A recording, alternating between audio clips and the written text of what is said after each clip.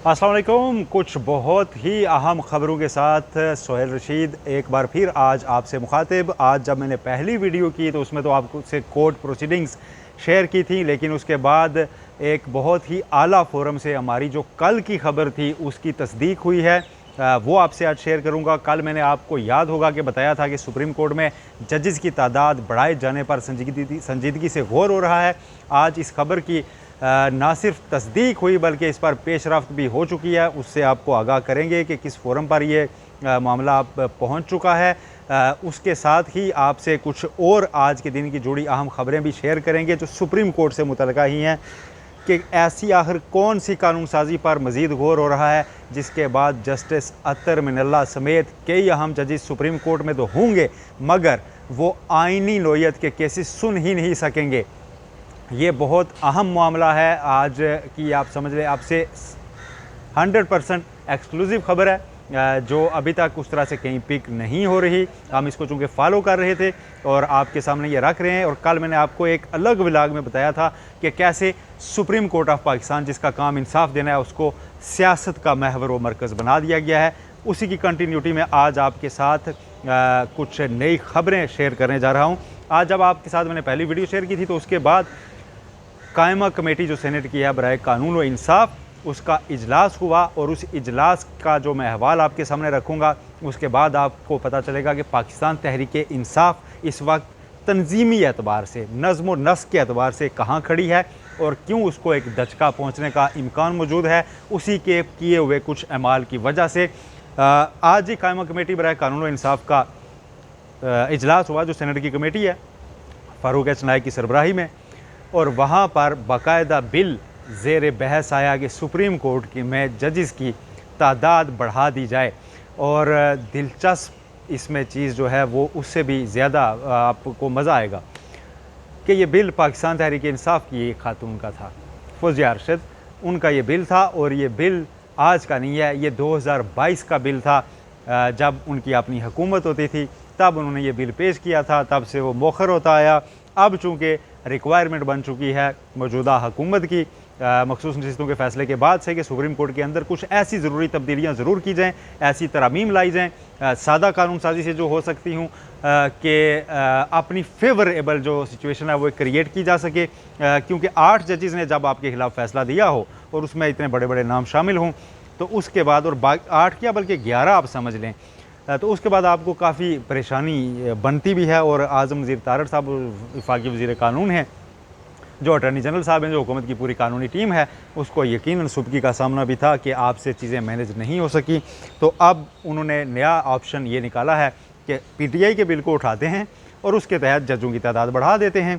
अब PTI की खातून का बिल था और उस पर PTI के हामिद खान साहब मुखालफत कर रहे थे। आज कमेटी में बैठे हुए वो कह रहे थे कि जजेस की तादाद बढ़ाने की कोई ज़रूरत नहीं है इस वक्त, और उनको हुकूमती अरकान कह रहे थे जी कि ये तो आपकी पार्टी की खातून का बिल है और उन्होंने ये पेश किया था।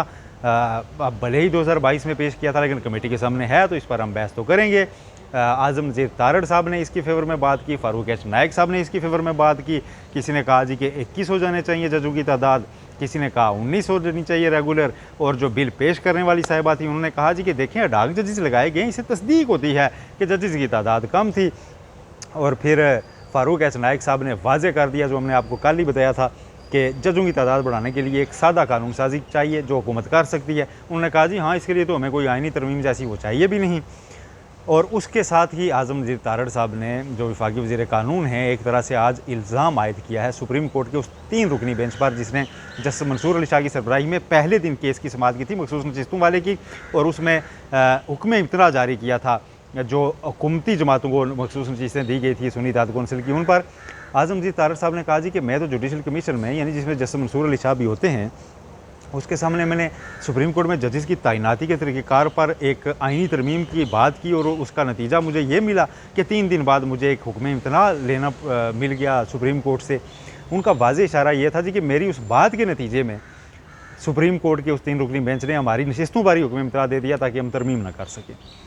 अब ये सिचुएशन है, उसमें हुकूमत आप कह रही है जी कि नहीं इस बिल के ऊपर आप जी मांगें, और फिर सुप्रीम कोर्ट से आप तफसील सुप्रीम कोर्ट के केसेस की मांग लिया कायमा कमेटी ने कि एक साल में आपने कितने केसेस निपटाए हैं, कितने पेंडिंग हैं। अब पेंडेंसी आप आपको पहले बता चुके हैं कि बढ़ चुकी है, ज़ेर इल्तवा केसेस की तादाद में इजाफा हो चुका है। उसको जवाब बनाकर अब सुप्रीम कोर्ट में नए जजेज़ लाने की राह हमवार हो सकती है। ये ऑप्शन भी है कि वकीलों को डायरेक्ट जो है सुप्रीम कोर्ट में एलिवेट किया जाए। उस पर अहमद खान साहब ने कहा कि इसमें माजी में किस तरह की मूव हुई थी, उसमें हमने देखा सारे सिफारशी नाम थे, तो हमने उसके लिए मज़ाहमत की थी।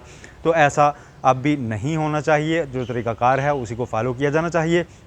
लेकिन अब कायमा कमेटी ने कहा जी कि हमें रिकॉर्ड देंगे, कितना आप रिकॉर्ड देखेंगे उसको बुनियाद बनाया जाएगा, और मुमकिन तौर पर एक कानूनी तरमीम करके सुप्रीम कोर्ट में जजेज़ की तादाद 19, 21, 23, 25 या 27 तक की जा सकती है।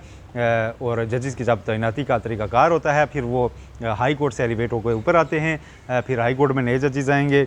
तो ये एक तरीक़ाकार जो है, और ये ख़बर जो है जो हमने आपसे कल शेयर की थी उसकी तस्दीक हो गई है कि कायमा कमेटी ने इस मामले को टेकअप कर लिया है। पीटीए की वो खातून अगर आप बिल अपना वापस भी ले लेती हैं तो कमेटी का इस्तेकाक है वापस किया जाना है या नहीं, और अगर वापस हो भी जाता है तो कमेटी का कोई और रुकन ऐसा बिल ले आएगा। बहरहाल ये मामला अब पार्लिमानी सतह पर अगर चल पड़ा है तो आप इसे दिनों की या हफ्तों की गेम समझें। उसके बाद सुप्रीम कोर्ट में जजेस की तादाद बढ़ाने की जो राह है वो कानूनी तौर पर हमवार हो चुकी होगी। दूसरी खबर मैंने आपसे ये कहा था कि आखिर ऐसी कौन सी तरमीम है जो जस्टिस अतर निला जैसे जजेस को आइनी नोयत के मामलात, मखसूस नशिस्तों जैसे मामलात हुए या इस तरह के जो मुल्की इम्पोर्टेंस के हैं, सियासी किस्म के केसेस, उनसे दूर रख सकती है। तो जनाब आज़म नज़ीर तारड़ साहब ने आज की गुफ्तगू में ये फरमाया है कमेटी में ही, जब ये बात चली कि जी कैसे आम लोगों के केसेस फिक्स कराए जाएँ, और तो उन्होंने कहा जी यहाँ ये हो सकता है ना कि कानून बना दिया जाए कि आइनी इंपॉर्टेंस के केसेस जो सीनियर मोस्ट 5 जजेज़ हैं वही सुना करेंगे। यानी कि प्रैक्टिस एंड प्रोसीजर कमेटी वो बेंच नहीं तश्कील देगी, वो हुकूमत अपनी कानून साजी से फ़िक्स कर देगी कि आइनी नोयत का जो भी मुकदमा आएगा चीफ जस्टिस काजी फ़ायज़ ईसा के साथ जस्टिस मंसूर अली शाह और जस्टिस मुनीब अख्तर के अलावा जस्टिस याह्या अफरीदी और जस्टिस अमीनुद्दीन खान शामिल हुआ करेंगे बेंच में। और उनको इससे लगता है जी कि ज़्यादा चीज़ें कम अज़ कम हमारी फेवर में नहीं आई तो दूसरी साइड भी नहीं जाएंगी। ये वो सियासत है जो सुप्रीम कोर्ट के ऊपर खेली जा रही है। एक तरफ प्रैक्टिस एंड प्रोसीजर एक्ट बना के आप कह रहे थे कि हम मुदाखलत नहीं कर रहे, हम आप पे छोड़ रहे हैं कि आप जो बेंच बनाएं। अब आप बताने आ गए हैं कि नहीं जी टॉप 5 जजेस ही सुनेंगे ये आइनी नोयत के केसेस, और बाकी तमाम जजेस आम साइलिन के केसेस सुनेंगे। यानी टॉप 5 में अगर जस्टिस अतर निला नहीं है तो वो ये केसेस आइंदा सुनेंगे ही नहीं। फ़िलहाल जस्टिस मंदू खेल, जस्टिस आयशा मलिक वो नहीं है तो वो इन केसेस में बैठेंगे ही नहीं। जस्टिस मज़हर, जस्टिस इरफान सादत जिन्होंने अभी अक्सरीती फ़ैसले में शामिल थे, 8 उन जजेस में शामिल थे जिन्होंने मखसूस नशिस्तें पाकिस्तान तहरीक इंसाफ को दी हैं, वो भी बाहर हो जाएंगे, आइंदा वो आइनी नोयत का केस ही नहीं सुनेंगे। तो ये तरमीम भी अब ज़ेरे गौर है, और ये भी सादा कानून साजी से हो जाएगी प्रैक्टिस एंड प्रोसीजर की तरह, क्योंकि चीफ जस्टिस काजी फ़ायज़ ईसा की सरबराही में बेंच तस्लीम कर चुका हुआ है कि सुप्रीम कोर्ट के अंदरूनी मामलात से मुतल्लिक पार्लियामान तरमीम कर सकती है, कानून बना सकती है। उससे पहले चीफ जस्टिस उमरता बंदियाल इसे तस्लीम नहीं कर रहे थे, उन्होंने इस कानून को मुअत्तल रखा था। लेकिन अब चूँकि ये इख्तियार पार्लियामेंट के हाथ में दे दिया गया हुआ है, अब वो वहाँ से डिक्टेट कर सकते हैं कि जी आपके टॉप 5 जजेस ही हमारे आइनी नोयत के केसेस सुनेंगे। टॉप 5 से मुराद जो एज में सीनियरिटी के लिहाज से, या जो सुप्रीम कोर्ट पहले आने की वजह से सीनियरिटी में टॉप 5 पर हैं, टॉप 5 को परफॉर्मेंस के हवाले से नहीं। उसका अल्टीमेट नतीजा ये होगा कि जस्टिस अतर निला साहब अपने दिन खाली यहाँ पे पूरे करेंगे, उसके बाद वो केस नहीं सुन सकेंगे। और उनका मैं नाम इसलिए ले रहा हूँ कि वो अभी काफ़ी पॉपुलर हैं, कल की उनकी स्पीच भी चल रही है। तो ये इस तरह की तरमीम ज़ेरे गौर अभी हैं, और पार्लियामेंट के अंदर से जब ये बात चलती है तो ज़ाहिर है वो किसी न किसी नुकड़े लगा करती है। और इस वक्त पार्लियामेंट के अंदर सादा कानून साजी की जितनी बातें हैं वो यूँ दिनों में नुकड़े लग जाती हैं। तो आज जो ये नई पेशरफ सामने आई है, इस व्लॉग में आप तक यही पहुंचाना थी कि एक तो यह बात हकीकत बन चुकी है कि जजेस की तादाद बढ़ाने का बिल असम्बली में टेकअप हो चुका है, और दूसरी बात यह कि इस तरह की तरमीम भी आ रही हैं कि जिससे जो वो जजेस हैं जिन्होंने मखसूस नशिस्तों के केस के फ़ैसले को अक्सरीती फ़ैसला बनाया है, उनको आइंदा आइनी मुकदमा सुनने से ही बाहर कर दिया जाए। ये चीज़ें अभी हुकूमत के जहन में थी जो आज निकल के सामने आ चुकी हैं। कमेटी इजलास की वजह से ये सब मुमकिन हुआ, लेकिन आप तक जो हम बर वक्त हक़ाइक़ पहुँचाने की आपसे एक वादा था वो एक बार फिर हमने पूरा किया है। आपको एक दिन पहले बता दिया था कि ये ऐसा होने जा रहा है। आज वो चीज़ खुल के सामने आ गई है। आपसे अगली वीडियो में शेयर करेंगे कि chief justice Islamabad high court Aamir Farooq के ख़िलाफ़ इमरान खान साहब का रेफरेंस बिल आखिर सुप्रीम जुडिशल कौंसिल में यहाँ पहुँच गया है और उसकी मुकम्मल कापी मैंने ले ली है।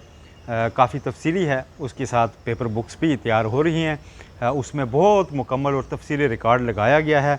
उसमें आपको बताएंगे कि चीफ़ जस्टिस काजी फ़ायज़ ईसा के हक़ में ही हुए माजी के फ़ैसलों को क्यों हवाला बना के कहा जा रहा है कि जस्टिस आमिर फ़ारूक को आप जज ना रहने दिया जाए मज़ीद।